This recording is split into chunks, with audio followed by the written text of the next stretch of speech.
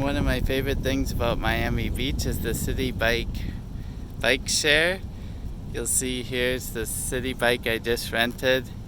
It's a pedal bike, not electronic.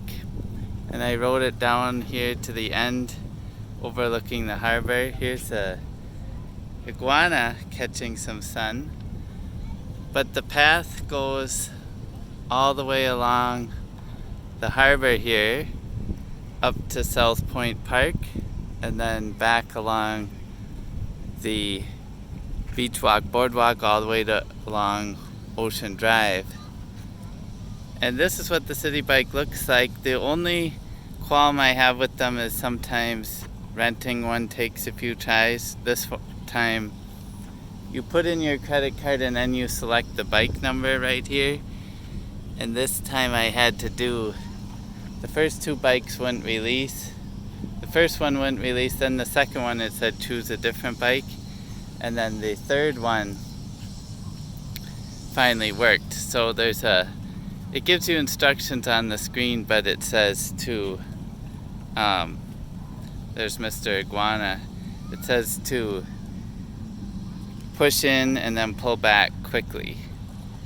But you can select the bike you want at the stations that have a few. They come with bells, although this one isn't working. But this is what it looks like, and you'll see the Citibike stations all over. I got this one near South Point Park, south of 5th. And while we're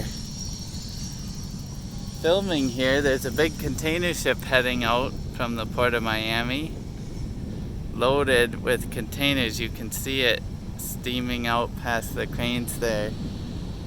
A busy Monday in this park here at the tip is a great place to stop and watch the ship traffic. And just remember you can get the app and do it that way too. I haven't tried the app. I know in Madison the B-Cycle app was a little buggy, but maybe this one works better. If you know, let me know.